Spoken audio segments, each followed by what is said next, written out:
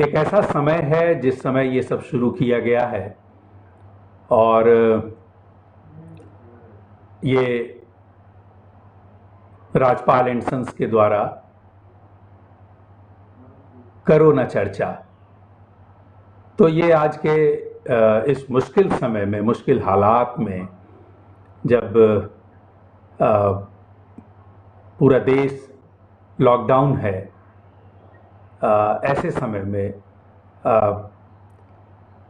कुछ बातचीत, ये एकांत तोड़ने की भी कोशिश और आपके साथ रूबरू होना, आपसे बातचीत करना, ऐसे समय में मानसिक तौर पे भी एक अच्छी स्थिति आती है।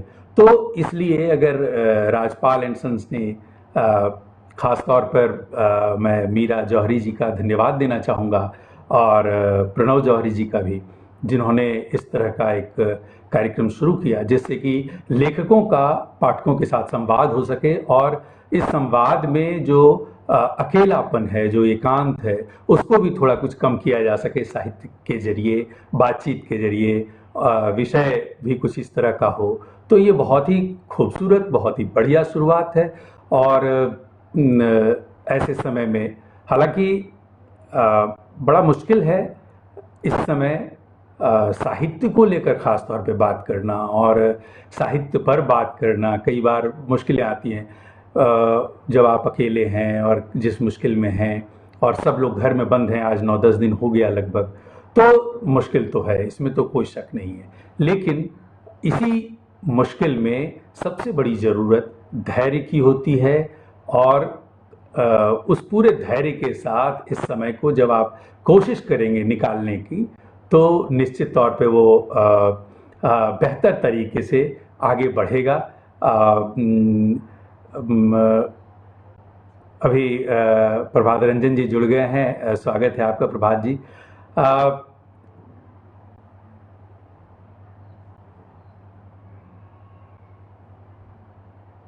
आजकल मैं कुछ दिनों से अपने उपन्यास पर काम कर रहा था, लेकिन इधर जब से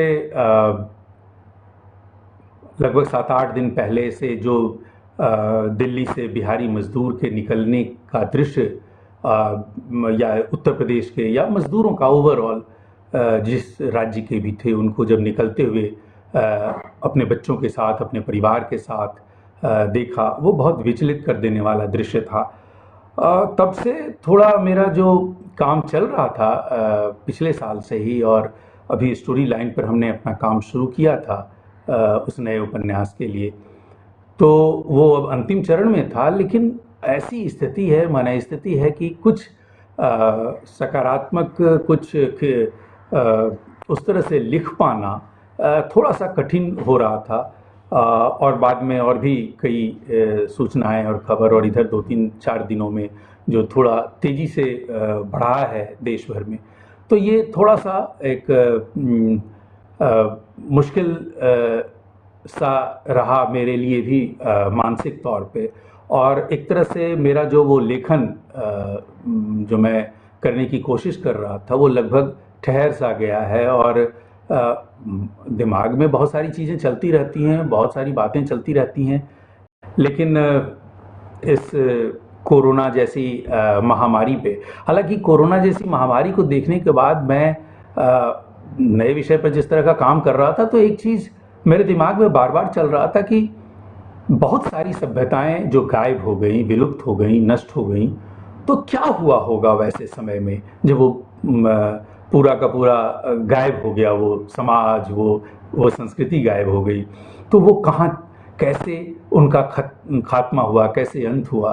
तो ये सब सवाल बहुत सारे दिमाग में आते रहे। क्या कोई महामारी रही होगी, क्या ऐसा हुआ होगा जिसमें आज से मोहनजोदाड़ो और जो दूसरी सभ्यताएं गायब सी हो गई, और अब वो खुदाई में और कहीं कहीं उसके जो अवशेष मिलते हैं, तो उन सब से बहुत तरह के सवाल भी दिमाग में चलता रहता है।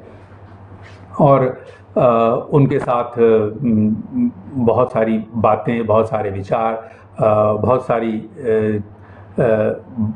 चीज़ें चलती रहती हैं दिमाग में। तो ये सब भी हो रहा है कि कैसा रहा होगा वो समाज, किस तरह का होगा और क्या हुआ होगा उस समय, क्योंकि आज का जो समय है, आज का जो दृश्य है पूरी दुनिया के लिए, वो इतनी चिंताजनक है कि उससे पीयूष पुष्पम जुड़ गए हैं। नमस्कार, नमस्कार आपका। आप तो रोहित कुमार आ गए हैं। रोहित जी, ये समय थोड़ा इन सब के साथ बहुत सारे सवाल भी आपके हमारे मन में आएंगे, जैसा समय है, और बहुत सारे बातें आएंगी, बहुत सारे विचार आएंगे। तो इस मुश्किल समय में हम लोग ये जोड़ कर देखें कि आखिर क्यों होता है इस तरह की ऐसी चीज़ें क्यों होती हैं, क्या हो सकता है, इसकी क्या संभावनाएं हो सकती हैं, और पर्यावरण या हमारा आसपास जो पर्यावरण का तो अर्थ आप समझते ही हैं, हमारे आसपास का एक आवरण, तो उसका क्या प्रभाव होता है हमारे जीवन पर, और हम जो कृत्य करते हैं, हम जो काम करते हैं, उसका क्या प्रभाव होता है। हम लोग हमारा तो पर्यावरण पर ही 2 उपन्यास आया है। पहला उपन्यास जो 2017 में आया था, रेखना मेरी जान, और ग्लोबल वार्मिंग पर था, और दूसरा उपन्यास जो अभी हाल में आया है राजपाल एंड सन्स से, एक लड़की पानी पानी, पानी पर उपन्यास है वो। तो अभी भी हालांकि भारत में पर्यावरण गद्य के लिए ख़ास तौर पर पद में तो कविताएं तो लिखी जा रही हैं, बहुत समय से लिखी जा रही हैं, लेकिन गद्य में अभी भी ये मुख्य विषय के रूप में सामने नहीं दिखाई पड़ता है। तो मुझे लगा कि ये जो सबसे ज़्यादा प्रभावित करने वाला है हमारे जीवन को, पर्यावरण, उस पे हमको कुछ काम करना चाहिए। और मैंने ये महसूस किया कि आसपास का वातावरण, आसपास का जो हमारे कृत्य के द्वारा भी जो चीज़ें होती रहती हैं, वो भी हमको प्रभावित करता है। मतलब पर्यावरण का मतलब सिर्फ प्रकृति से जुड़ी हुई चीज़ें, या प्रकृति में जो चीज़ें हो रही हैं, या जो पंचतत्व है, हवा, पानी, अग्नि, जल, वायु, पृथ्वी और आकाश, ये है, और मानवीय या पशु या जो पृथ्वी पर क्रियाएं हो रही हैं, उसके द्वारा भी जो एक आवरण तैयार हो रहा है, उसका भी प्रभाव हमारे जीवन पर पड़ता है। और आप जब सैकड़ों साल का और हजारों साल का जीवन देखेंगे पर्यावरणीय दृष्टि से, तो बहुत सारी चीज़ें दिखाई पड़ेंगी आपको कि उसका असर हमारे जीवन पर बहुत व्यापक तौर पे पड़ा है। इस कोरोना पे फिर से मैं बात करूंगा, लेकिन इस बीच में मैं देखता हूँ कि कई चीज़ें हम लोगों के जीवन को प्रभावित कर रही हैं। जैसे कहा जाता है कि ज़मीन जो है, खेत जो है, उसकी फसलें बदलती हैं हर 80 से 100 साल के बीच में। वैसे नदियों के बारे में कहा जाता है कि नदियों का पार्ट बदलता है 80 साल से 100 साल के बीच में। वैसे ही जैसे बांस में फूल आता है 125 साल के बाद। तो ये जो प्राकृतिक चीज़ें हैं जो खुद से भी बदलाव लाती रहती हैं, वो बदलती रहती हैं। मनुष्य भी बदलता रहता है, मनुष्य का आकार भी, आप हजारों साल पहले जाएंगे और पीछे जाएंगे 10, 20, 50 हज़ार साल पहले, जिसमें मनुष्य की कई प्रजातियां 50,000 साल पहले हुआ करती थी, होमोसेपियंस, होमो इरेक्टस, निएंडरथल्स। तो उन सब चीज़ों को देखते हुए सिर्फ होमोसेपियंस आज हैं हमारे बीच, तो क्या पर्यावरणीय स्थिति रही होगी और क्या रहा होगा, कैसे क्या खत्म हुआ होगा। और उसको देखते हुए जब हम आज के समय में आते हैं, तब ऐसा लगता है कि जैसे हमारे खेत, जिस तरह का हमारा पॉपुलेशन बढ़ रहा है, वो घट रहा है, हमारी फसलें बदल रही हैं। ख़ासतौर पे पानी को लेकर जो मेरा अभी उपन्यास भी आया है, एक लड़की पानी पानी, तो पानी को लेकर जो अर्चना त्रिपाठी गुड इवनिंग कह रही हैं, गुड इवनिंग आपको अर्चना जी। पानी को लेकर जो समस्याएं हमारे जीवन में पिछले 400-500 वर्षों का तो हमारे पास आंकड़ा है कि क्या कुछ हुआ है। तो पर्यावरणीय बदलाव की वजह से बड़ी बड़ी दुर्घटनाएं हुई हैं भारत में और पूरी दुनिया में। भारत में पानी के बारे में तो हमारे पास बहुत सारे आंकड़े हैं, जैसे 1770, 1869, 1883 और 1943 तो बहुत करीब का है, जो बड़े बड़े अकाल के गवाह हैं। पानी की वजह से जो अकाल पड़ा और लाखों लोगों की मौत, एक एक सुखाड़ की स्थिति में, एक एक जैसे 1770 या 1869 या 1883, इन सब में 10-10 लाख से भी ज़्यादा लोगों की मौत हुई है। और 1943 में भारत की तरफ से तो 10 लाख से भी ज़्यादा की मौत हुई थी, और अंग्रेजी हुकूमत की तरफ से उसको 3 लाख के आसपास का आंकड़ा बताया गया था। तो पर्यावरण कितना प्रभावित करता है हमारे जीवन को, ये भी समझने की ज़रूरत है। और ये अभी जो कोरोना आया है एक महामारी के रूप में, पर्यावरण का क्या प्रभाव पड़ा होगा और किस तरह से ये हम तक पहुंचा और कैसे हम प्रभावित हुए, और क्यों हमारा इम्यून सिस्टम इतना मजबूत नहीं था जिससे कि इससे हम लड़ पाते। तो ये बहुत सारी चीज़ें, जैसे हम लोग जिस जगह रहते हैं, पृथ्वी पर रहते हैं, पृथ्वी पर जिस तरह से करोड़ों जीव रहते हैं, तो हमारे भीतर भी करोड़ों अरबों जीव रहते हैं जैसे पृथ्वी पर रहते हैं, यानी हम खुद में एक ब्रह्मांड है। तो हम जैसा जीवन जीते हैं उसका जो प्रभाव हमारे जीवन पर पड़ता है, वैसे ही हमारे जीवन के बाहर जैसे पृथ्वी है उस पर भी उसी तरह का प्रभाव पड़ता है हमारे कृत्यों के कारण, प्राकृतिक कारणों से। तो हम जैसे अपने शरीर के भीतर की चीज़ों को प्रभावित कर रहे होते हैं, वैसे ही शरीर के बाहर पृथ्वी की दूसरी चीज़ों को भी प्रभावित कर रहे होते हैं। तो ये एक थोड़ा रिलेट करने के लिए मैंने बात कही। और मैं अब पानी से रिलेटेड जो मेरा उपन्यास आया, मैं चाहता हूँ थोड़ा सा अंश एक आपको सुनाऊं जानबूझकर, इसलिए कि आप ये समझ पाएं कि पानी की एक त्रासदी लाखों लोगों को मौत के मुंह में ले जा सकती है वो त्रासदी। और ऐसा उदाहरण है, ऐसा इतिहास है हमारा कि हम लोग इस तरह की बड़ी दुर्घटनाओं से गुजरे हैं। तो मैं वो उसका एक अंश, ये उपन्यास है मेरा, एक लड़की पानी पानी, यही उपन्यास राजपाल एंड सन्स से आया है पिछले नवंबर में। मैं इसका एक छोटा सा अंश आपको सुनाना चाहता हूँ।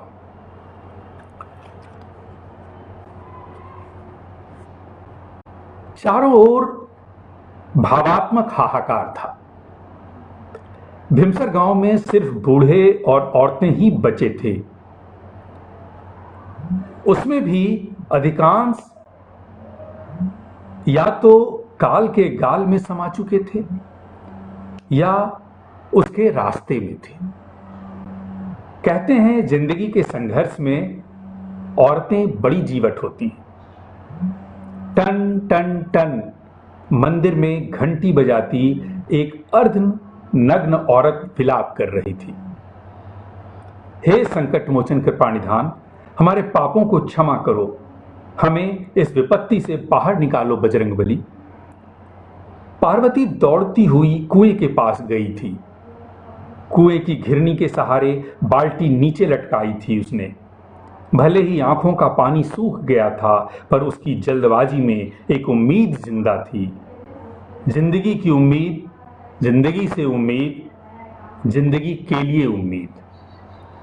पर खाली बाल्टी बाहर आई थी और पार्वती के हाथ से उम्मीद की यह डोर भी छूट गई थी। धपाक, घिरनी पर रस्सी तेजी से फिसली थी, जैसे उसे बस इसी पल का इंतजार हो। बाल्टी तेजी से रस्सी के साथ सूखे कुएं में नीचे गिर गई थी। शायद चमत्कार हमेशा नहीं हुआ करते। कुएं की मुंडेर से यह बेतहाशा उल्टे पांव भागी थी। उस कच्ची रेतीली अनजान बेराह पर तभी उसे दूर से धूप में चमकता हुआ पानी आमंत्रित करता दिखा था। वो बदहवास भागी थी उस ओर।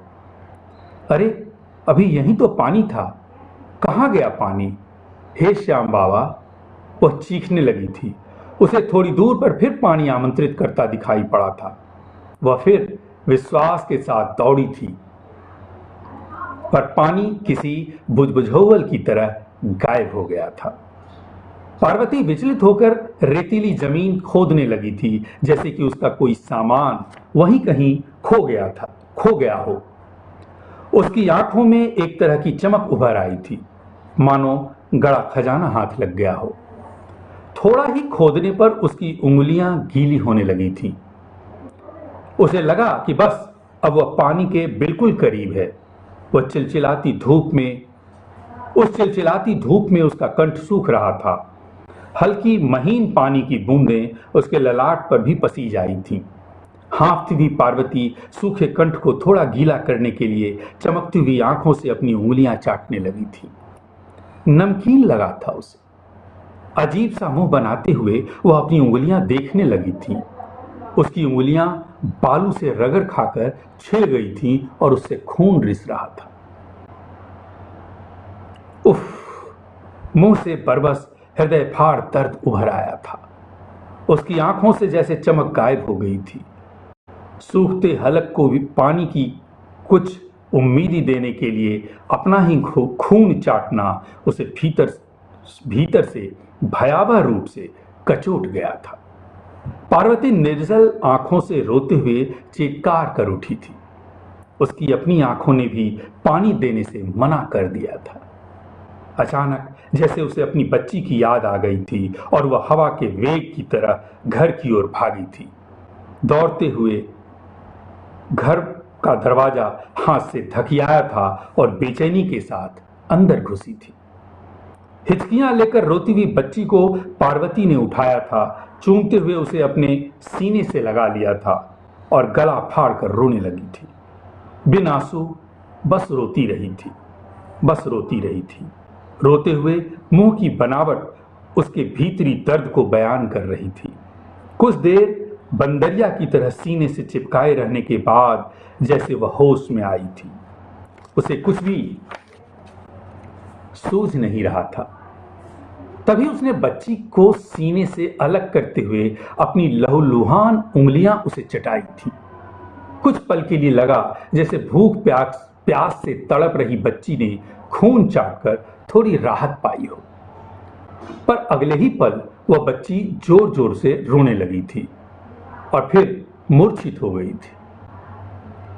पार्वती ने अपनी बच्ची को मौत के मुंह में जाते देखकर आंखें बंद कर ली थी, जैसे प्रार्थना कर रही हो।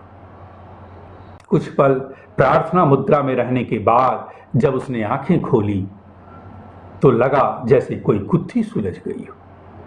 फिर इधर उधर नजरें घुमाकर कुछ तलाशने की कोशिश की थी उसने। टेबल पर नजर रुक गई थी उसकी। भागती हुई पार्वती वहां गई थी और एक पुरानी सी छुरी उठाकर अपनी उंगलियां काट ली थी। वह दर्द से करा उठी थी। उधर जमीन पर गिरकर उंगली भी छटपटा रही थी और इधर उसकी कटी उंगली की जगह से खून के साथ भारी दर्द बहने लगा था। उसके खून में अब भी थोड़ी ऊर्जा, थोड़ी तरलता बाकी थी। खून से सनी अधकटी उंगली को उसने अपनी बच्ची के मुंह में डाल दिया और आंखें बंद कर ली। धीरे धीरे रंग बदलता उसका चेहरा बिल्कुल शांत हो गया। ये इस उपन्यास का अंश है और जो ऐतिहासिक दृष्टि से जो कुछ प्रामाणिक तथ्य मुझे मिले थे उसके आधार पे मैं 1869 की एक कल्पना करने की कोशिश की थी कि जिस समय लाखों लोग मरे, 10 लाख से भी ज़्यादा की मौत हुई, तो क्या कुछ हुआ होगा जहां गांव के गांव तबाह हो गए होंगे पानी की कमी की वजह से। बहुत समय तक बारिश नहीं हुई होगी और ऐसा सूखा आया होगा कि जहां अनाज तो नहीं रहा होगा, पानी की एक बूंद भी मतलब के लिए लोग तड़प रहे होंगे और उसके लिए मर रहे होंगे। और उससे ज़्यादा करीब जो 1943 की घटना है और अकाल है। बंगाल और बिहार और ये जो पूरा इलाका था, ये बड़ी त्रासदी उसमें पानी को लेकर ख़ास तौर पर हुई थी और लाखों लोगों की मौत हुई थी। लोग सुबह उठते थे तो गलियों में लाशें पड़ी मिलती थी। मैं कुछ भयानक बातें कह रहा हूँ, ये लग सकता है, लेकिन इस भयानकता को लाने में हमारी कितनी भूमिका है, ये भी बहुत बड़ी चीज़ है और ये सोचने की ज़रूरत है। क्या हम ऐसा करें जिससे कि हम ऐसी भयावह स्थितियों को थोड़ा दूर कर सकते हैं? अगर ऐसी भयावह स्थितियां आती भी हैं तो क्या हम किसी मुकाबले के लिए तैयार हैं? जैसे आज दुनिया में कई जगह कोरोना आया, कई लोग, कई देश बहुत समझदारी से उससे उबरने की कोशिश कर रहे हैं। भारत भी उससे उबरने की कोशिश कर रहा है अपने स्तर पर, लेकिन कई देश संभाल नहीं पाए। उनके पास आधुनिक सिस्टम होते हुए भी वो अपने आप को संभाल नहीं पाए। तो आज भी हम प्राकृतिक दृष्टि से या इस तरह की किसी महामारी से जूझने के लिए तैयार हैं? क्या हम उसकी तैयारी कर रहे हैं? ये एक पक्ष है। दूसरा, पर्यावरण पर जहाँ तक जो हमारा विषय है आज का, जिस पर हम लोग बात कर रहे हैं, उसमें विषय तो बहुत रोचक नहीं होता है पर्यावरण का, और शायद इसीलिए कवियों ने कविताएं लिखी, लेकिन गद्यकारों ने उपन्यास या कहानियों में पर्यावरण को उतनी जगह नहीं दी। हाँ, नॉन फिक्शन में पर्यावरण पर बहुत सारे काम हुए हैं। आज भी खड़े हैं तालाब जैसी किताब हमारे बीच है, और अनेक नदियों पर और पानी पर और दूसरे विषयों पर भी नॉन फिक्शन में बहुत सारी किताबें हैं। तो ये पर्यावरणीय जो स्थिति है उसमें हमारा जीवन कितना मुश्किल में पड़ सकता है, कितना संकट हमारे जीवन में हो सकता है, ये हमारे लिए सोचने की भी और तैयारी की भी ज़रूरत है। अब जैसे पानी के इसी उपन्यास में हमने पानी पर जो काम किया, तो इसके पहले जो हमारा उपन्यास था रेखना मेरी जान, उस पर ग्लोबल वार्मिंग पे वो पूरी कहानी है और वो कथानक है। तो ग्लोबल वार्मिंग का प्रभाव हमारे जीवन पर जो पड़ रहा है या पड़ने वाला है, उसको लेकर के हमने बातचीत की थी उसमें। और बांग्लादेश की वो कहानी थी, वो लेकर के कहानी हमने बुनी थी उस उपन्यास में। तो अब हम लोग जो जिस स्थिति से गुजर रहे हैं, प्रकृति को कितना महत्व देते हैं, पर्यावरण को कितना महत्व देते हैं। अभी पिछले दिनों जब दिल्ली गया हुआ था मैं, नवंबर में और फिर जनवरी में, तो मैंने देखा कि नवंबर के समय में जब कार्यक्रम था, लोग मास्क लगा के घूम रहे हैं। वहाँ हवा का इतना प्रदूषण है, हवा इतनी प्रदूषित हो गई है। हमारा जीवन, हम बस बात कर सकते हैं लेकिन अपना एसी ऑफ नहीं कर सकते, अपनी गाड़ी नहीं रोक सकते, अपनी दिनचर्या नहीं बदल सकते। हम इतने आधुनिक हो गए हैं, लेकिन जब कहर बरपेगा तब हम लॉकडाउन की स्थिति में आएंगे। तो क्यों लॉकडाउन का इंतज़ार करते हैं हम ऐसी स्थिति क्यों आने देते हैं अपने जीवन में? जब लॉकडाउन जैसी स्थिति आए और सब कुछ बंद हो जाए, अभी कहा जा रहा है कि एसी भी मत चलाइए, तो बहुत घरों में भी एसी भी नहीं चल रहा है और लोग गर्मी झेलने को तैयार हैं। तो ये जो सारी स्थितियां हैं, इन स्थितियों को अगर हम देखते हैं, अब जैसे लाखों मजदूर जो चले, उनकी त्रासदी ज़रा सोचिए कि लॉकडाउन भी हुआ, फिर भी उनके पास रहने और रोजी रोटी की जो समस्या थी, उसकी वजह से वो परिवार के साथ मौत के मुंह में निकल पड़े। चाहे मौत हो चाहे जो हो, उस चुनौती को लेकर वो बाहर निकल आए। हालांकि पर्यावरणीय दृष्टि से उनका उतना योगदान नहीं है जितना कि मध्यम वर्ग और उसके ऊपर के वर्ग का, या उस तरह के देश का जहां बहुत सारे आधुनिक सिस्टम, यहाँ तक कि हम लोगों का जो मोबाइल सिस्टम है, मोबाइल फ़ोन है, आज हर एक आदमी 2 से 3 मोबाइल या नंबर रखता है। अभी पिछले ही दिनों हमने सोनम वांगचू का एक पेज देखा जिसमें लीव सिंपल पेज है, जिसमें वो उन्होंने आह्वान किया है और लोगों को जुड़ने के लिए कहा है कि अपनी ज़िंदगी को जितना सिंपल आप कर सकते हैं। हमारे बीच गांधी जैसे लोग हुए जिन्होंने बहुत सादगी के साथ, बहुत सिंपल तरीके से अपना जीवन जिया और उन चीज़ों को आधार बनाया कि कैसे हम अपना अच्छा, कुंवरकांत जी उपस्थित हैं जी, मैं देख रहा हूँ। और शंभू प्रसाद आप आ गए हैं, विपेंद्र जी आप हैं, सुनीता सानू जी जी जी नमस्कार सुनीता जी नहीं नहीं लेट नहीं, चलिए अच्छा है आप आई हैं। सीमा संसार जी आ गई हैं, बहुत अच्छा, स्वागत आप सबका। ममता सिंह जी हैं, बहुत आपका भी सुनना है, आप भी आने वाली है ममता जी, आपको भी सुनना है। और सुनीता जी,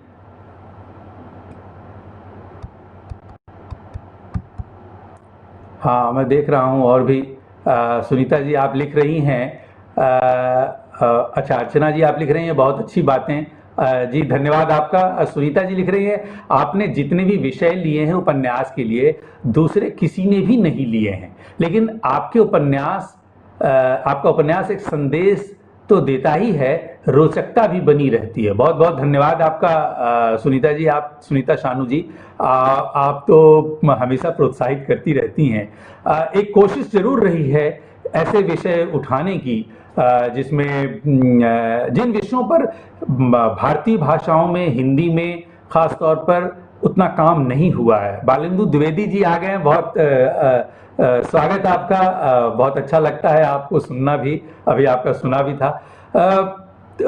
तो सुनीता जी, निश्चित तौर पे हम लोगों को इस समय, मुझे तो ऐसा लगता है कि एक समय रजनी गुप्त जी भी आई हुई हैं, स्वागत है आपका। सुनीता जी, ये एक समय आया है ऐसा जब हमको पर्यावरणीय जैसे विषयों पर, पर्यावरण जैसे विषयों पर आना ही होगा हर एक लेखकों को, उस चुनौती के साथ कि आपके सामने जिंदगी और मौत का सामना होने वाला है अगर आपने पर्यावरण पर ध्यान नहीं दिया। जैसे हमारे खेत घट रहे हैं और हमारा पॉपुलेशन बढ़ रहा है, हम खाएंगे क्या, जिंदा कैसे रहेंगे? तो जिंदा रहना, आज जिस तरह से हम लोग इस लॉकडाउन की स्थिति में जिंदा रहने के, नीलाद्री गुड़िया जुड़ गई हैं, बहुत आभार आपका, स्वागत। तो जिंदा रहने के लिए हमको ऐसे विषयों पर काम करना ही होगा और फिर ये पड़ताल भी साथ साथ में करनी होगी कि जो पहले का समय रहा है वो ऐसी त्रासदियों से कैसे गुजरा है, और उन चीजों को, उन समयों को ध्यान में रखकर, हालांकि कहा जा रहा है कि 1920 में प्लेग आया था और उस समय एक बहुत बड़ी महामारी आई थी। तो अब सवाल यह है कि हमने क्या उससे सीखा और उसके बाद क्या तैयारी की। तो आज भी हमारे पास वैसी कोई तैयारी नहीं है। जैसे अभी देखिए ना, आज भी रांची और ऐसी जगहों में जहां लोग जंगलों में रहते हैं बहुत बड़ी संख्या में, उनका जीवन आज भी बहुत कुछ पर्यावरण से जुड़ा हुआ है। कैसे हो गए हैं हम कि हम जितने आधुनिक हो गए, जितने सूट बूट पहन लिए, जितनी आधुनिक गाड़ियां आ गई, जितना आधुनिक मोबाइल आ गया, जितना आधुनिक ये लैपटॉप जिससे आपसे संपर्क हो रहा है, ये आ गए, लेकिन प्रकृति से हम उतने ही दूर खड़े हो रहे हैं, जबकि ये जानते हुए भी कि उसके बगैर हम जिंदा नहीं रह सकते।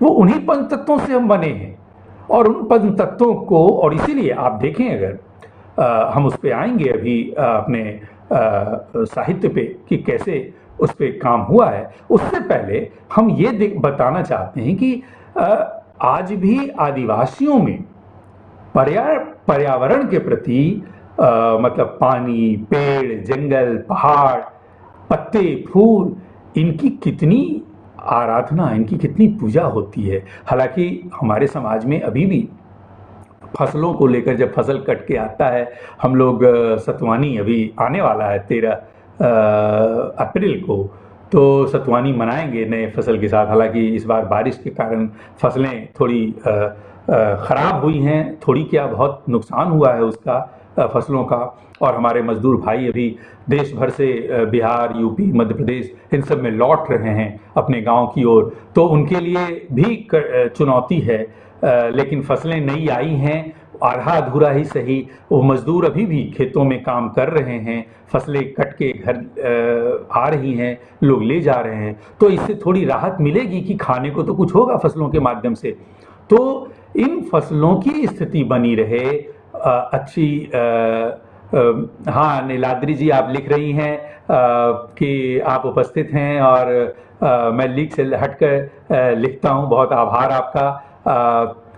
कुंवर कांत जी, पानी की वर्तमान समस्या पर मैं लिखने का प्रयास कर रहा हूं, बहुत शुभकामनाएं आपको, जरूर लिखें। और ये मुझे तो ऐसा लगता है कुंवर कांत जी कि पानी या पर्यावरण का विषय, इसका एक काल आने वाला है, जैसे कभी भक्ति काल आया था, इस समय लेखकों को लिखना ही होगा पर्यावरण पर और जागरूक करना होगा। जैसे आज कोरोना जैसी एक बीमारी आई है और लेखक, संस्कृतिकर्मी और पत्रकार ये सब जागरूक करने में लगे हुए हैं। और जो हमारे दूसरे सहयोगी जो डॉक्टर्स हैं, जो नर्सेज हैं, और जो पुलिस है, और जो संस्थाएं हैं जो खाना बांट रही हैं, वो सब जो जिस तरह से काम कर रही हैं, जिस तरह से सहयोग कर रही हैं संस्थाएं, वो लोग जो कर रहे हैं, वो उनका नमन है, उनको बहुत सादर उनका मैं उनको प्रणाम करता हूं जो वो सहयोग कर रहे हैं।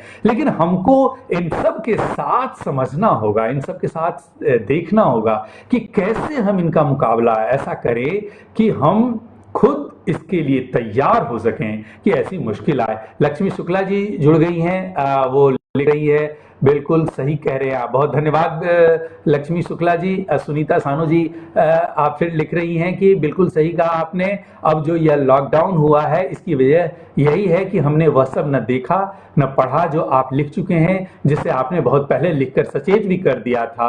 इन उपन्यासों को अवार्ड मिलना चाहिए। बहुत बहुत धन्यवाद। अवार्ड तो देखिए सुनीता जी, लेखक कभी भी किसी अवार्ड के लिए नहीं लिखता, वो दरअसल लिखता ही इसलिए है कि उसके लेखन की कुछ सार्थकता हो सके। अन्यथा उसके आज प्रेमचंद को हम आज भी इतने सालों बाद क्यों पढ़ते हैं, या कोई भी साहित्य। हम अभी एक और अंश पर्यावरण का सुनाएंगे, उससे पहले एक चीज मैं फिर बताना चाहता हूं। जैसे महाभारत या रामायण या जो इस तरह के साहित्य हैं या वेद, इसको हम बार बार क्यों याद करते हैं? क्योंकि उसमें पर्यावरण के प्रति बहुत सचेत किया गया, पर्यावरण के बारे में बताया गया। अभी रामायण चल रहा है सीरियल धारावाहिक, अभी कल ही देख रहा था या आज सुबह या कल देख रहा था, जिसमें राम जो है वन जा रहे हैं तो वो प्रणाम कर रहे हैं मिट्टी को, फिर वन को प्रणाम करते हैं, पेड़ को प्रणाम करते हैं, और कुछ भी लेने से पहले वो उनको प्रणाम करते हैं कि आप मेरी मदद करें, वो पानी हो, नदी हो, इसके माध्यम से। तो इतना सम्मान प्रकृति का कि प्रकृति से जब आप कुछ लेते हैं तो उसका उतना ही आदर भी होना चाहिए। अभी कुछ डॉक्टर्स के बारे में जो चर्चा हुई है, जो सामने आई हैं खबरें कि उनका अपमान हुआ है, कई जगह उनको खदेड़ा गया है, कई जगह उन पर पत्थर फेंके गए हैं, उनको अपमानित किया गया है। ये बहुत दुखद है। अगर आपकी सेवा के लिए कोई आ रहा है तो उसको आपकी सेवा के बदले कुछ नहीं चाहिए, वो सेवा करने आया है। आप क्या करें अपने जीवन के साथ वो आपका है, लेकिन कम से कम उनका सम्मान तो करें, क्योंकि वो भी मनुष्य हैं, पंच तत्व के वो भी एक तत्व हैं, पंच तत्व से बने एक इकाई हैं, तो इसलिए उनका भी सम्मान होना चाहिए। तो वही अभी मैं देख रहा था, मैं उस पर भी आऊंगा। वेद में मैंने तो देखा है एक एक चीज की प्रार्थना वेदों में है, एक एक चीज, पानी हो, हवा हो, मिट्टी हो, पेड़ हो, पेड़ के पत्ते हो, फूल हो, मतलब इन सब की प्रार्थना।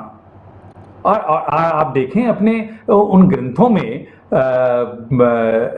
चाहे वो वेद हो, वेद में प्रार्थना का तो बड़ा महत्व है, रामचरितमानस में भी और महाभारत इसमें भी, कि अग्नि को हवन करना, मतलब अग्नि जिससे कहते हैं कि हमारा प्राण भी एक अग्नि रूप है, तो या सूर्य उसका प्रकाश जिस तरह से ऊर्जा प्रदान करता है, तो अग्नि का जो महत्व है, जब हजारों लाखों साल पहले होमो इरेक्टस ने जब अग्नि का आदान प्रदान लाखों साल पहले किया था और अग्नि उसको मिली थी और फिर मनुष्य का जीवन बेहतर होने लगा था उस अग्नि से, तो ये ऊर्जा का मिलना और उस ऊर्जा से इस मनुष्य की ऊर्जा का के भीतर संचरण होना और फिर उससे काम करना, उसका विस्तार होना, ये सब बहुत महत्वपूर्ण है। लक्ष्मी शुक्ला जी, प्रणाम आपको। तो ये सारा कुछ जो है वो हमारे पहले के ग्रंथों में भी लिखा हुआ है कि हम कैसे उनका सादर करें, उनका सम्मान करें। उन ग्रंथों में बहुत विस्तार से इस पर चर्चा हुई है। शंभू प्रसाद लिख रहे हैं, पर्यावरण जैसे कठिन विषय को इतने रोचक ढंग से रख रहे हैं आप, मेरे लिए अकल्पनीय है। शंभू जी, बहुत धन्यवाद आपका। आप पर्यावरण के लिए जानबूझकर मैंने ऐसा किया, क्योंकि ये रोचक विषय नहीं होता है पर्यावरण, हवा पर बात करना। अक्सर एक ही रोचक विषय सबसे ज्यादा लोगों के बीच होता है, वो होता है प्रेम। लेकिन इस प्रेम को भी अगर पर्यावरण के तरीके से देखें तो हवा जब खूबसूरत चलती है, जब नदी में खूबसूरत पानी का बहाव हो रहा होता है, उसकी कलकल धार, उसमें नाव का चलना, तब जो एक संगीत उत्पन्न होता है, तो आपके जीवन को भी बहुत संगीत में बना देता है, बहुत खूबसूरत बनाता है। तो इसका उतना ही महत्व है जो ये चीजें हैं। शंभू जी, सुनीता जी, आप लिख रही हैं कि यही आपकी सरलता है। भाई, सरलता की बात नहीं है यहाँ।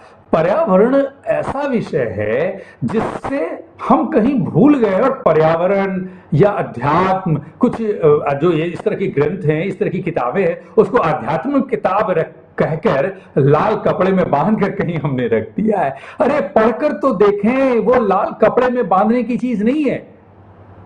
मुझे किसी ने कहा कि उसके यहाँ रामचरितमानस का 24 घंटे का पाठ हो रहा है और उन्होंने आमंत्रित किया कि उस पाठ में शामिल हो। मैंने उनसे कहा कि मैं भाई इस तरह के किसी पाठ में शामिल नहीं होता। तो उन्होंने कहा, कैसे आदमी आप रामचरितमानस के पाठ में नहीं आएंगे? तो मैंने कहा कि भाई, सबसे बड़ी जरूरत तो ये है कि आपने रामचरितमानस का पाठ सालों से किया है, तो क्या सीखा? भाई से भाई का रिश्ता सीखा क्या? परिवार के साथ रिश्ता सीखा क्या? माता पिता और का आदर कैसे किया जाए, ये सीखा क्या? तो अगर वो सीखा नहीं तो पाठ का कोई मतलब नहीं है। फिर वो लाल पोथी लाल कपड़े में बांध कर रख दीजिए उसका। ये सीखने के लिए है दरअसल। तो इसलिए पर्यावरण जो है हमारे जीवन का हिस्सा है, इसलिए क्योंकि जिस आवरण से हम घिरे हैं, उन्हीं आवरण से हम बने भी हैं, उन्हीं पंच तत्वों से हम बने हैं। और उन्हीं, जैसे पानी हमारे भीतर 70% है, तो आप देखे होंगे कि हमारे धर्म ग्रंथों में पानी को अभिमंत्रित करके कुछ बात कही जाती है। शब्दों का बड़ा महत्व है और लेखकों के पास ये शब्द होते हैं। और आप देखें, ये पूरी दुनिया की सत्ता लेखकों के हाथ में। आज सब कुछ जो चल रहा है, कुछ भी महाभारत, रामायण, बाइबल, कुरान से बाहर नहीं है। हम सब उसी के आधार पर जीवन जीते हैं, उसी से प्रेरणा लेते हैं, उसी के बारे में बताते हुए चलते हैं। लक्ष्मी शुक्ला जी लिख रही हैं, बेहतरीन डिस्कशन, बहुत धन्यवाद लक्ष्मी शुक्ला जी आपका। तो ये जरूरी है समझना कि हमारे पास पहले से बहुत सारी चीजें उपलब्ध हैं। अगर आप उन चीजों में जाएंगे तो आपको वो चीजें मिलेंगी, और देखना नहीं चाहेंगे मुड़कर, और उसको पोथी समझकर और कोई आध्यात्मिक ग्रंथ समझकर या उसमें कुछ बदलाव करके आप कुछ नई बात कह के उसकी उलटफेर कर दें, तब बात दूसरी है। अन्यथा पर्यावरण और पंचतत्वों के बारे में जो हमारी जिंदगी को खूबसूरत बना सकता है, जो हमारी जिंदगी को बेहतर बना सकता है, संगीत में बना सकता है, वो बातें बहुत सारी, हजारों हजार बातें लिखी हुई हैं जिससे हम अपने जीवन को खूबसूरत बना सकते हैं, सुंदर बना सकते हैं, और बड़ी से बड़ी मुश्किल से हम बाहर निकल सकते हैं। मैं अक्सर लोगों को कहता हूं, महाभारत के बारे में खास तौर पर, पर्यावरण के बारे में, उसमें भी आप देखें अग्नि को हवन करने की प्रथा है। मूर्ति पूजा के बजाय अग्नि को हवन ही सबसे बड़ी पूजा मानी गई है, क्योंकि पंच तत्व हमारी जिंदगी को बचाता है। तो इसलिए हम उन पंचतत्वों की रक्षा करें जिससे हमारी जिंदगी, प्रकृति की जिंदगी और प्रकृति में विचरने वाले दूसरे जीवों की जिंदगी सुरक्षित रह सके। इसलिए बहुत जरूरी है उनकी रक्षा, उनकी प्रार्थना। तो इसलिए महाभारत में भी वो सारी बातें लिखी हुई हैं। तो इसलिए हम इन ग्रंथों के बारे में चर्चा कर रहे हैं कि आप इनको हल्के में ले सकते हैं। आपको ऐसा लग सकता है कि ये कुछ खास चीजें नहीं है, ये इसलिए हल्के से आप लेते हैं क्योंकि आपने उसे पढ़ा नहीं है। अधिकांश भारतीयों ने, मैंने ये महसूस किया कि महाभारत नहीं पढ़ी है। मुझे बड़ा आश्चर्य होता है, पूरा महाभारत 18वां अध्याय आप देखेंगे कि 11वें अध्याय के बाद सिर्फ सवाल और जवाब है, और आपकी जिंदगी के, आज की जिंदगी के भी सवाल वहां दिखाई पड़ते हैं और उसका जवाब आपको मिलता है। आपने कभी उसको पलटने की कोशिश नहीं की। आपके जीवन की हर एक समस्या का समाधान वहां लिखा हुआ है। तो हम उन ग्रंथों से बहुत दूर बैठ गए हैं आज, और इसीलिए आप देखें पुराणों में भी आरुणि की जो कहानी है गुरुधाम में, आप क्या है वो पानी को बचाने, पानी को घेरने, पानी को खेतों में कैसे बचाकर, मेड़ बनाकर, तो कई अनेक तरह के माध्यमों से अलग अलग चीजों के महत्व को बहुत विस्तार से समझाया गया, बहुत अच्छे से समझाया गया है और आपको उसके प्रति अवेयर किया गया है। लेकिन हम उन चीजों को दरअसल पढ़ते ही नहीं है। मैं ये नहीं कहता कि कोई नहीं पढ़ता है, लेकिन भारत की बड़ी संख्या अपने उन ग्रंथों से दूर है जिसमें पर्यावरण, पंचतत्व और आपके जीवन के बारे में, आपके जीवन की शैली के बारे में, आपके कृत्यों के बारे में, कृत्यों के पड़ने वाले प्रभाव के बारे में बहुत विस्तार से लिखा हुआ है। और अगर उन सब चीजों का अध्ययन आप करेंगे तो आपकी जीवन शैली संगीतमय हो जाएगी। आध्यात्मिक दृष्टि से इस किताब को न पढ़ें, धार्मिक दृष्टि से इन किताबों को न पढ़ें। जीवन को सुंदर बनाने के लिए, जीवन को संगीतमय बनाने के लिए इन किताबों को पढ़ें। और इसीलिए मैं कहता हूं कि ये पंचतत्वों की जो बात, और मैं जो पर्यावरण पर किताबें लिख रहा हूं, तो ये आज की जरूरत है। लक्ष्मी शुक्ला लिख रही है कि आपका ये प्रयास सराहनीय है, आगे भी आप ऐसी जानकारी और डिस्कशन जरूर करते रहेंगे, बहुत कुछ सीखने को मिलेगा। मुझे भी आप सबसे सीखने को मिलता है लक्ष्मी शुक्ला जी, हम भी आप सबसे सीखते हैं और आप सबसे समझकर, सीखकर, और हमारे भीतर एक विश्वास पैदा होता है। और जिस तरह से आप लोगों ने मेरे दोनों उपन्यास को, एक लड़की पानी पानी और एक ना मेरी जान, दोनों को हाथों हाथ उठाया और महत्व दिया, और पर्यावरण जैसा विषय जिस पर कि कुछ लोगों को लगता था कि ऐसे विषयों के पाठक नहीं होंगे, तो ये आप सबने ही की वजह, आप सबकी ही वजह से इसको पाठक भी मिल रहे हैं और इसको महत्व भी मिल रहा है। लेकिन आप मेरी किताब को महत्व दें या न दें, वो अपनी जगह है। पर्यावरण को तो महत्व देना ही पड़ेगा, जिससे आप बने। आप मतलब कहीं कोई बैठा हुआ नहीं है आपको बनाने के लिए। ये पंचतत्व आपको निर्मित करता है और फिर पंचतत्व में ही आप जाके वापस मिल जाते हैं, और वापस फिर पंचतत्व से आप निर्मित होते हैं अलग अलग आकार में। मैं कोई आध्यात्मिक बात नहीं कर रहा, ये वैज्ञानिक बात कह रहा हूं। विज्ञान में भी यही सारी बातें लिखी हुई हैं। तो कैसे हम निर्मित होते हैं, कैसे बनते हैं, और फिर कैसे हम खत्म होते हैं, चाहे वो ब्लैक होल हो, चाहे बिग बैंग हो, ये सारी कुछ उसको हमको समझने की जरूरत है कि हम प्रकृति को, पर्यावरण को कैसे बेहतर और सुंदर बना सकते हैं। ये बहुत जरूरी है। अगर आप इसको नहीं समझ पाए, तो हम अभी एक बात कह रहे थे कि कैसे आज भी हमारे समाज में कुछ ऐसा तबका है, कुछ ऐसे लोग हैं, जैसे आदिवासी समाज, वो कैसे जी रहे हैं अपना जीवन। हम उस पर एक आपको हम सुनाना चाहते हैं। उसके पहले अर्चना त्रिपाठी कह रही हैं कि बड़ी सार्थक बातें कर रहे हैं सर, मन बहुत खुश हो रहा है, इतनी संजीदगी से पर्यावरण के प्रति बहुत आभार। आपका बहुत आभार अर्चना त्रिपाठी जी, आपका भी, कि आप सुन रही हैं और पर्यावरण जैसा विषय आपको रोचक लग रहा है। और इसमें सच में मैं एक बार फिर से कह रहा हूं कि ये राजपाल एंड सन्स मीरा जौहरी जी और प्रणव जौहरी जी का ये कमाल है कि उन्होंने एक ऐसा प्लेटफॉर्म तैयार किया कि आज सैकड़ों हजारों लोग इससे जुड़ रहे हैं और इन चीज़ों को सुन रहे हैं, बातचीत कर रहे हैं, और उनको अच्छा लग रहा है। और एक संपर्क इस लॉकडाउन का जो समय कैसे और खूबसूरत तरीके से ज्ञान विज्ञान के साथ आगे बढ़े, इस पर कोशिश चल रही है। तो मैं अब उस विषय पर एक बार एक छोटा सा अंश और आपको सुनाना चाहूँगा। मैं वो जो उसका है पर्यावरण पर, जो प्रकृति का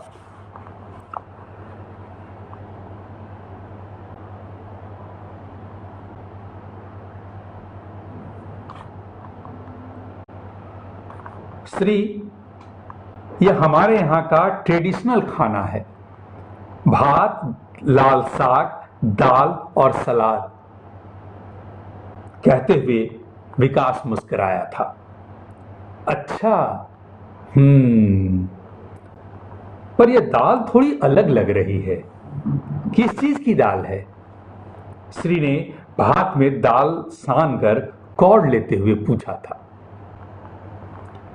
यह फुटकल की पत्तियों की दाल है। ये पत्तियां वसंत में निकलती हैं और मछली जैसी मोटी होती हैं। मजेदार बात यह है कि इसे सामूहिक रूप से तोड़ा जाता है, उबाला जाता है और सुखाया जाता है। माड़ में उबालकर उन्हीं पत्तियों की दाल बनाई गई है। विकास ने कौर लेते हुए बहुत रोचक बात बताई थी। क्या खूब! यह तो शानदार बात बताई यार, श्री ने लाल साग भात में सानते हुए कहा। अपने सरहुल त्योहार में हम लोग सखुआ के पेड़ के फूलों की पूजा करते हैं। उसके फूल सफेद होते हैं। नियम यह है कि उस पूजा के बाद ही हम लोग फूल और पत्तियां तोड़ सकते हैं, उससे पहले नहीं। यानी उनकी आराधना करने के बाद ही हम प्रकृति का कोई पत्ता या फूल लेते हैं। विकास ने प्रार्थना की बात कहकर श्री को और रोमांच से भर दिया था। शानदार बात है यह। बिना प्रार्थना के हम कभी किसी से कोई चीज नहीं ले सकते। यह संस्कृति हमारे आधुनिक जीवन में ने खत्म कर दी है।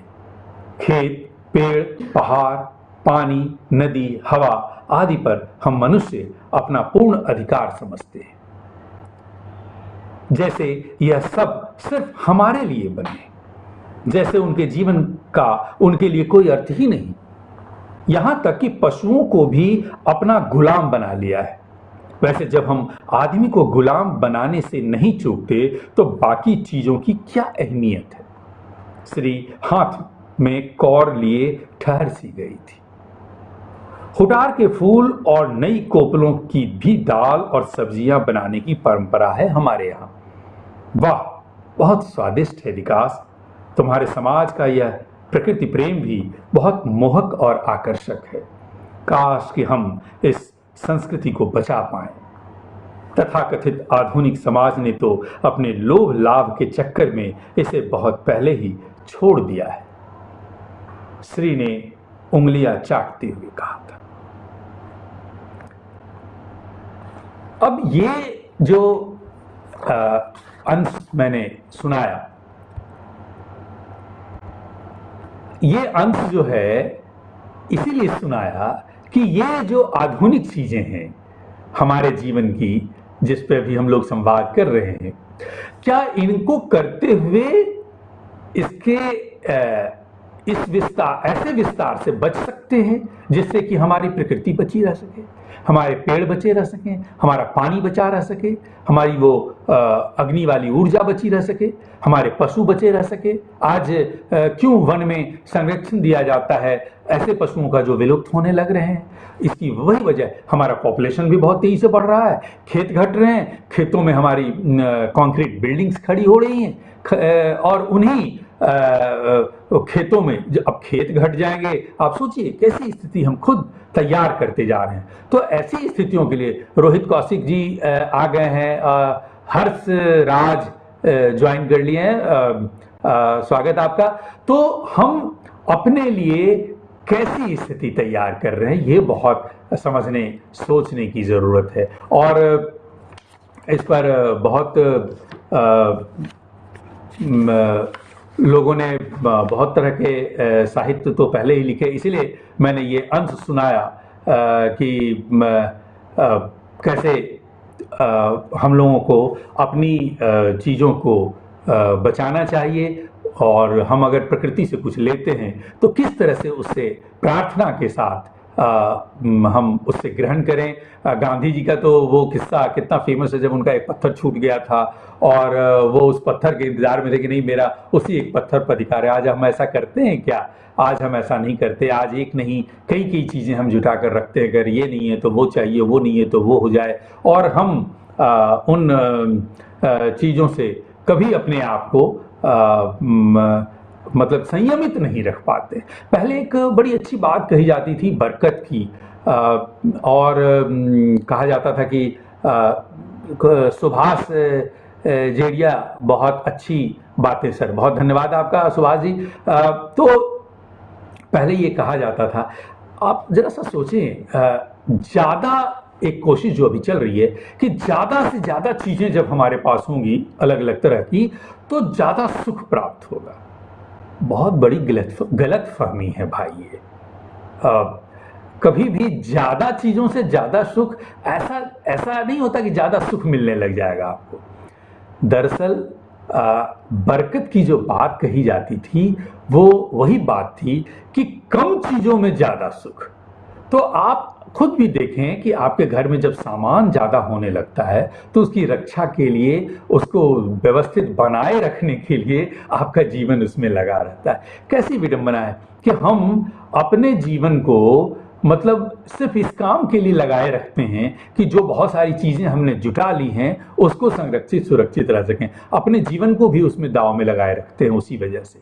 तो ये समझना बहुत ज़रूरी है कि हम, जैसे आप सोचिए जरा सा कि किसी व्यक्ति का भोजन थोड़ा ज़्यादा है, किसी का थोड़ा कम है, तो क्या ज़्यादा भोजन वाला ज़्यादा दिनों तक जिंदा रहता है या ज़्यादा सेहतमंद होता है? ऐसा नहीं होता। ठीक उसी तरह ज़्यादा चीज़ें जुटाकर, ज़्यादा धन जुटाकर या चीज़ें जुटाकर आप ज़्यादा सुख पा लेंगे, ऐसा नहीं होता। ये सब भी सोचने की ज़रूरत है। तो इसलिए जो हमारी जिंदगी को बचा सकता है, इस पे बहुत सारे आधुनिक कवियों लेखकों ने भी बहुत सारी चीज़ें लिखी हैं, जिसमें खासतौर पे हालांकि नागार्जुन का एक उपन्यास है वरुण के बेटे, जिसमें गड्ढों पोखरों की बड़ी चर्चा है और बड़ा सम्मान है उसका, और उसका महत्व भी बताया गया। वैसे पोखरों और नदियों के बारे में बहुत सारे लोगों ने ग्रामीण जीवन के साथ उसकी चर्चा की है, उसके महत्व को बताया है। उन पर भी अगर थोड़ा बहुत हम ध्यान दे दें, जैसे कलकत्ता में मैं गया हुआ था तो जिधर से गुजरता था उधर एक पोखर दिखता था। ये बहुत खूबसूरत चीज़ मुझे लगी कि आज भी वहाँ पोखरों को बचा कर रखा गया है। अभी पिछली दिनों मैं पटना में हूँ इस समय, और पटना से ही मैं आपसे बात कर रहा हूँ। आप सब सुने भी होंगे पिछली बरसात में, सितंबर के महीने में पटना का बहुत बड़ा हिस्सा डूब गया था, और मेरा भी, जिस राजेंद्र नगर में मैं रहता हूँ, वो भी हिस्सा पानी में डूबा हुआ था और बड़ी मुश्किल आई थी। बहुत दिनों तक हम लोग घरों में कैद रहे थे। हमारे भी, आज जहाँ मैं बैठा हूँ, ये इस फ्लोर पे पानी आ गया था, लगभग 8-10 इंच, 1 फीट पानी आ गया था लगभग।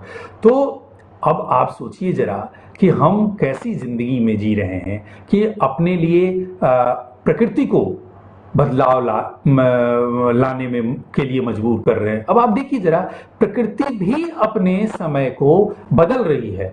वो भी अब ठीक वैसी ही स्थिति में जैसा कि पहले होता था, सभी महीनों का चक्र, और जिस जिस समय जो महीना आता था उसी समय वो चीज़ें होती थी, उन सब चीज़ों में भी दिक्कत आने लगी है। वो समय बदलने लगा है। रमा सूद जुड़ गई हैं। वो कह रही हैं, एक लड़की पानी पानी के कुछ अंशों में पर्यावरण का बहुत ही सटीक वर्णन किया गया है जो उसे दोबारा पढ़ने को बाध्य करता है। बहुत धन्यवाद रमा सूद जी, आपने किताब पढ़ी है और आप उस पर चर्चा कर रही हैं। तो मैं इसीलिए मुझे ऐसा लगता है कि हम सबको इन बातों पर ख़ास तौर पे आज के समय में, जो अभी भी साहित्य हमारा, अधिकांश साहित्य या तो रिश्तों पर ज़्यादा आधारित है, आज का रिश्ता हो चाहे कल का रिश्ता हो, इन रिश्तों के साथ साथ हम अभी भी ऐसा फंसे हुए हैं, ऐसा जुड़े हुए हैं कि हम ऐसा कुछ नया नहीं कह पाने में सक्षम हैं जिससे कि पाठकों को ये लगे, हाँ जरूर उन रिश्तों को कहते हुए उसमें मोबाइल फ़ोन आ गया है, उन रिश्तों को कहते हुए व्हाट्सएप आ गया है, उन रिश्तों को कहते हुए जो आधुनिक जीवन हमारा है वो आ गया है। अभी हमारे साथ अपूर्वा विरमानी जौहरी जुड़ गई हैं। अपूर्वा जी, स्वागत आपका।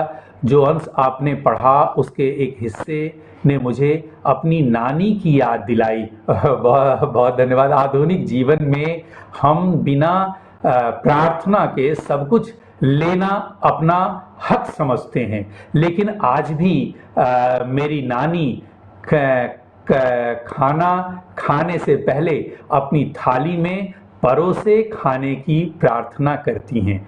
आपका ये टॉक मेरी नानी रमा सूद और मैं दोनों सुन रहे हैं। ओ, बहुत आभार आपका अपूर्वा जी, बहुत धन्यवाद। त्रिलोकनाथ पांडे जी जुड़ गए। अपूर्वा जी, बहुत सही बात आपने कही कि अभी भी और जब खाना खाने हम बैठते थे पहले की इसमें पीढ़ा पर, तो चारों तरफ से पहले पानी डालते थे। अब जरा देखिए आज जो ये कोरोना फैला हुआ है, ये पानी डालने की जो कोशिश थी वो क्यों थी? दरअसल चारों तरफ थाली के पानी डालना जो होता है वो दरअसल किसी भी बैक्टीरिया को, किसी भी जीवाणु को, कीटाणु को उसकी ओर आने से रोकने के लिए होता है कि जब मैं भोजन ग्रहण कर रहा हूं तो वो चारों तरफ से रुका रहे, वो हमारे भोजन को विषाक्त न करे, वो हमारे भोजन को बेहतर बनाए रखे। और इसीलिए कई चीजें भोजन के साथ जुड़ी हैं जिसमें बात नहीं करना चाहिए, क्योंकि हम जब खाना खा रहे होते हैं तो मुंह भी भोजन ले और उसको चबाए और उसको ग्रहण करे शुद्धता के साथ। उसमें भी मुंह खोलकर हम बार बार बैक्टीरिया को और दूसरी चीजों को अपने मुंह में भी आमंत्रित न करें। तो बहुत सारी हमारी चीजें हमसे जुड़ी रहती हैं। अपूर्वा जी, बहुत अच्छी बात आपने कही कि ये हमारी परंपरा में है, हमारे इसमें है, और हम जब उसको शामिल करेंगे अपने जीवन में, आप देखेंगे कि उसको शामिल करने से आज जो हम इतना हाथ धोने लग गए हैं, हमारी परंपराओं में शामिल है। खाना खाने से पहले अच्छे से 2 बार 3 बार हाथ धोने की परंपरा। आज हम कोरोना आ गया है तो हम ये बोल रहे हैं डॉक्टर्स के मशवरा से हम अब 2 बार 3 बार हाथ धो रहे हैं और खाना खाने से पहले और बार बार हाथ धोते रहने की कोशिश। लेकिन आप अगर गौर करें तो हाथ धोने की एक व्यवस्था बताई गई थी। तो ये सारी हमारे साहित्य में, उन परंपराओं में ये शामिल रहा है, और हम उन परंपराओं के साथ अगर उन चीज़ों को गौर से देखें, उन पर ध्यान दें तो पता चल जाएगा। त्रिलोकनाथ पांडे जी, आप कह रहे हैं आपकी बातें बड़ी मन भावन है। बहुत धन्यवाद त्रिलोकनाथ पांडे जी। तो इसलिए हम लोगों का जो आधुनिक जीवन है उसमें उन पुरातन चीजों को जो हमारी संस्कृति में है उसको भी जोड़ने की जरूरत है, उससे सीखने की जरूरत है। और इसीलिए मैंने कहा, और महाभारत के लिए तो बड़ा दुर्भाग्य की बात है कि एक अफवाह उड़ा दी गई कि जिनके घर में महाभारत होगा उनके घर में युद्ध होगा। अब ये कैसी अजीब तरह की बात है ये कि महाभारत जैसा महान ग्रंथ जो कर्मवाद का सिद्धांत बताता है, प्रकृति तो जो कर रही है, आपके कर्मों का प्रभाव प्रकृति पर और आपके जीवन पर क्या पड़ने वाला है ये उद्घाटित करता है। और उसको हम कह रहे हैं कि घर में मत रखो, घर से बाहर कर दो। यानी कि कहीं ना कहीं कोई साजिश थी कि एक महान ग्रंथ जो कर्म के सिद्धांत पर आधारित है वो भारतीय समाज से, भारतीय परंपरा से कहीं दूर निकल जाए, और ये बहुत खतरनाक चीज थी। इसलिए मैं कोई ग्रंथ की इस रूप में सिर्फ बात नहीं कहना चाहता कि कोई प्रचार कर रहा हूं, बात आप खुद प्रयोग करके देख सकते हैं। आज हाथ धोने की जो परंपरा त्रिलोकनाथ जी लिख रहे हैं कि बड़ी वैज्ञानिक और तार्किक बातें जो हमारी परंपरा में समाई हुई हैं। बहुत सही कहा त्रिलोकनाथ जी, आप तो बहुत इसके एक्सपर्ट भी हैं, आप तो जानते भी हैं त्रिलोकनाथ जी। और आप तो आपका मैं फेसबुक देखता रहता हूं, आपका पेज देखता रहता हूं, और आप जिस तरह से परंपराओं से जुड़े हुए हैं तो आपका तो बहुत अच्छा लगता है आपको देखना और पढ़ना और आपको सुनना। तो इसलिए ये बहुत सही है। और कर्मवाद के सिद्धांत, यानी आप जो कर्म करेंगे, तो ये जो कोरोना आया है भले ही किसी और का कर्म था, कहीं और किसी देश का, जो फैलकर हम तक पहुंचा है। तो ये समझने की, देखने की जरूरत है कि हमारे महाभारत का जो सिद्धांत है कि कर्म ही सिर्फ तुम्हारे जीवन को, कृष्ण कहते भी हैं कि कर्म ही सब कुछ है, भाग्य कुछ नहीं होता, तुम्हारा कर्म ही कई रूपों में तुम्हारे पास आता है, तुम उसको इस रूप में कई बार देखने लगते हो। कई बार तो तुम ये भी कह देते हो कि पता नहीं कौन से कर्म का ये प्रतिफल है। आप उसको अगर आप थोड़ा सा समझने की कोशिश करें, ये 2 लाइन में मैं समझा देना चाहता हूं, थोड़ा सा समझने की कोशिश करें तो आप सोचिए जरा कि आप में से बहुत सारे लोग नौकरी करते हैं, 30 दिनों के बाद उनकी सैलरी आ जाती है, तो उनको पता चल जाता है कि हमने जो 30 दिन मेहनत की है, काम किया है, नौकरी की है, उसकी ये सैलरी है और उसका ये मेहनताना है। मजदूर जो करता है उसका हर एक दिन शाम में उसको मिल जाता है, उसको पता है कि हमने जो आज मेहनत की है उसका हमको फल मिल गया है। लेकिन जब हम बागीचा लगाते हैं, आम का पेड़ लगाए, जब मैं किसान हूं तो मैं जब फसल लगाता हूं, चने का जब बीज बोता हूं तो वो 3 महीने के आसपास में आता है। मटर का जब बीज बोता हूं तो उसकी फसल कटकर आती है लगभग 2 महीने में, 60 दिन में भी अब आने लग गया है, उसको साठा मटर कहते हैं। तो अब ऐसी उससे भी कुछ 45 और 48 दिन का भी मटर आ गया है। तो हमको ये पता चल जाता है कि हमने ये कर्म किया था, उसका ये प्रतिफल आया। लेकिन जब हम अपने बागीचे में आम का पेड़ लगाते हैं तो उसका फल 5 साल के बाद आता है। और वही सागवान या शीशम जैसा पेड़ लगाते हैं तो हमारी पीढ़ी उसको नहीं काटती, अगली पीढ़ी उसको काटती है, वो अगली पीढ़ी के लिए तैयार किया जाता है। तो वो 30 साल 35 साल में उसकी फसल तैयार होती है एक तरह से। तो हम कोरिलेट नहीं कर पाते अपने ही कर्मों के फलों को कि हमने कौन कौन से कर्म किए थे, हम अपने जीवन भर में कितने तरह के कर्म करते रहते हैं। तो इसलिए महाभारत का ये जो कर्मवाद का सिद्धांत है वो मुझे बहुत प्रभावित करता है कि कर्म ही सब कुछ है। जो कर्म आप करेंगे उसका प्रतिफल आपको मिलेगा ही मिलेगा। हाँ, कई बार क्या होता है कि कई दूसरे के किए गए कर्मों का प्रभाव हमको प्रभावित करता है। अब यहाँ पर हम अपने कर्मों के आधार पर उससे उबरने की कोशिश कर सकते हैं। इसलिए मूलतः कर्म ही है और प्रकृति की प्रार्थना। त्रिलोकनाथ जी लिख रहे हैं कर्मणा गहनो गति। बहुत धन्यवाद त्रिलोकनाथ पांडे जी। तो ये जो मूल चीज है हम सबको अपनाना चाहिए। और मैं तो यही कहूँगा, आप भी बहुत देर से जुड़े हुए हैं, आप सब के लिए बहुत आभार मैं व्यक्त करना चाहूँगा, क्योंकि 1 घंटा से ज़्यादा समय तक आप जुड़े रहे और बहुत अच्छी बातें भी हो रही हैं। आप बहुत सारे लोग जुड़े भी हैं, बहुत 39 से भी ज़्यादा लोगों ने कमेंट्स किए हैं अब तक। बहुत सारे लोग जुड़े हुए हैं इससे, बहुत सारे लोग लाइक्स किए हैं और बहुत सारे लोग देख रहे हैं इसको, सैकड़ों लोग। तो आप सबका बहुत आभार इस पर्यावरण के विषय पर। हालांकि जाते जाते मैं कुछ और ऐसे लेखकों का नाम जरूर बता दूं जो लोग पर्यावरण पर लिख रहे हैं, जिसमें नासिरा शर्मा का कुइयां जान जो पानी पर ही उपन्यास है, पंकज चतुर्वेदी लिख रहे हैं पर्यावरण पर। बहुत सारी बाल कविताएं तो पर्यावरण पर बचपन में पढ़ने को मिलती हैं। तो इस तरह के बहुत आधुनिक लोग भी बाल साहित्य लिख रहे हैं पर्यावरण पर। केदारनाथ सिंह ने बहुत सारी कविताएं लिखी हैं जिसमें पृथ्वी रहेगी, ओ मेरी उदास पृथ्वी, उसमें जैसे एक आध पंक्ति है, भयानक सूखा है, अकाल के दूब में ये अकाल में दूब की ये पंक्ति है, भयानक सूखा है, पक्षी छोड़कर चले गए हैं पेड़ों को, बिलों को छोड़कर चले गए हैं चींटे चींटियां। उन्हीं की और भी कई पंक्तियां प्रकृति और पर्यावरण पर है। तो पर्यावरण पर कविताएं और इस तरह से नागार्जुन से लेकर के और आधुनिक लेखकों ने भी बहुत सारे साहित्य लिखे हैं, बहुत तरह का साहित्य लिखा गया है। राजेंद्र सिंह जो पानी के विशेषज्ञ हैं, उन्होंने भी किताब लिखी है और पानी से लेकर और भी इससे खेत खलिहान इन सब से जुड़ी चीज़ों पर भी बहुत सारे लोग लिख रहे हैं, पहले भी लिखते रहे हैं।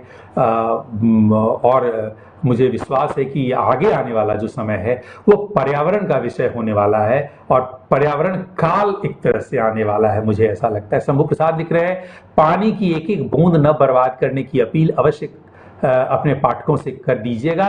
ये संदेश आपके लाखों करोड़ों पाठकों के माध्यम से पूरे देश विदेश में जाएगा। लोग आपकी बात अवश्य मानेंगे। बहुत धन्यवाद आपका शंभू प्रसाद जी, आप ऐसा कह रहे हैं कि लोग मेरी बात मानेंगे। दरअसल मैं तो अपील कर ही रहा हूँ, मैंने तो इसीलिए किताब भी लिखी है और कई वर्षों के रिसर्च के बाद ये किताब लिखी है। एक एक किताब के लिए, मतलब इन दोनों किताब के रिसर्च में लगभग 13-14 साल से भी ज़्यादा समय लगा है और पूरा साहित्य, चारों वेद पढ़ने से लेकर और तमाम साहित्य हमने पुराने पढ़े। लक्ष्मी शुक्ला जी फिर से लिख रही हैं, आपका बहुत बहुत आभार, धन्यवाद, बहुत धन्यवाद आपका भी।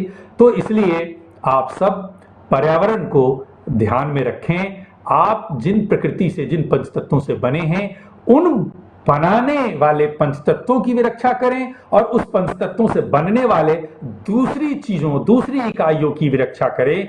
क्योंकि मैं ये मानता हूं, उन ग्रंथों के माध्यम से, मेरा अपना कोई सिद्धांत ये नहीं, उन ग्रंथों के माध्यम से कि हरेक तत्वों में भी जीवन होता है। पानी में भी जीवन है और अग्नि में भी जीवन है। जिस तरह से वो अग्नि है, हर तरफ उन जीवन को संरक्षित रखने के लिए हम अपनी जिंदगी को बचाएं, उनको भी बचाएं और खुद भी बचें। तभी जो प्रकृति अपना काम करती रहेगी, सालों में वो अपना आकार प्रकार बदलती रहेगी। जैसे मनुष्य इन लाखों साल में आया है, उसके पहले मैमल्स हुआ करते थे और जो स्तन जीवी पहला जीव हुआ, तो वो एक समय था और आज मनुष्य रूप में, कल और एक नया आकार होगा। तो प्रकृति धीरे धीरे बदलाव लाती रहेगी, आप भी बदलते रहेंगे। जिस तरह से आपका आकार प्रकार थोड़ा बहुत आपका बच्चा लेकर आता है, तो उसी तरह से ये आकार प्रकार धीरे धीरे बदलता जाएगा और प्रकृति बदलती रहेगी। लेकिन जब तक हम हैं, जब तक चल रहे हैं। सुमन सिन्हा जुड़ गई हैं, बहुत धन्यवाद आपका। आप थोड़ा देर से आइए क्योंकि अब हम खत्म कर रहे हैं। बहुत बहुत धन्यवाद। आप सब खुद की रक्षा करें, पंचतत्वों की रक्षा करें, प्रकृति की रक्षा करें और प्रकृति से जुड़े हुए साहित्य को पढ़ें और उससे अपने जीवन को समृद्ध करें। बहुत बहुत धन्यवाद, बहुत बहुत आभार। एक बार पुनः आप सब जो शामिल हुए, आप सब जो आए। सुमन सिन्हा जी लिख रही हैं, वाह बहुत अच्छा, बहुत धन्यवाद आपका। एक बार पुनः आप सबका बहुत आभार, बहुत धन्यवाद। अपनी रक्षा करें। ये लॉकडाउन है, इसमें अपने लिए तो करें ही, मैंने इसीलिए रक्षा की बात की। खुद भी अपने आप को बचाएं, दूसरों की भी रक्षा करें जितना संभव हो। जैसे जो व्यक्ति जो अपने लिए भोजन नहीं जुटा पा रहा है, उसकी मदद करें। जिसकी और मुश्किलें हैं उसकी मदद करें, क्योंकि समूल का बचा रहना बहुत जरूरी है। वो है ना एक कविता, वेद का वो पंक्ति कि ओम पूर्णमदः पूर्णमिदं पूर्णात् पूर्णमुदच्यते पूर्णस्य पूर्णमादाय पूर्णमेवावशिष्यते। तो इसी के साथ सुनीता सानू जी फिर लिख रही हैं, सही बात, बहुत जरूरी बातें रही। बहुत शुक्रिया रत्नेश्वर जी, बहुत बहुत धन्यवाद। सुनीता जी आपका भी बहुत बहुत धन्यवाद आप सबका। और Ajay Kumar sir, if you come Banda Chitrakoot please meet. बहुत बहुत धन्यवाद अजय कुमार जी, जरूर हमारी मुलाकात कभी होगी। बहुत बहुत धन्यवाद आप सबका, बहुत बहुत आभार। खास तौर पर राजपाल एंड सन्स का एक बार फिर से, प्रणव शाही जी का, प्रणव जौहरी जी का और मीरा जौहरी जी का, और पर्यावरण पर मेरी एक लड़की पानी पानी किताब, और साथ में वो रेखना मेरी जान के बारे में मैंने पहले ही कहा है, जो ग्लोबल वार्मिंग पर उपन्यास है। ये दो मेरे उपन्यास हैं, एक लड़की पानी पानी और रेखना मेरी जान। तो एक लड़की पानी पानी पढ़ें, दोनों प्रकाशक सबका।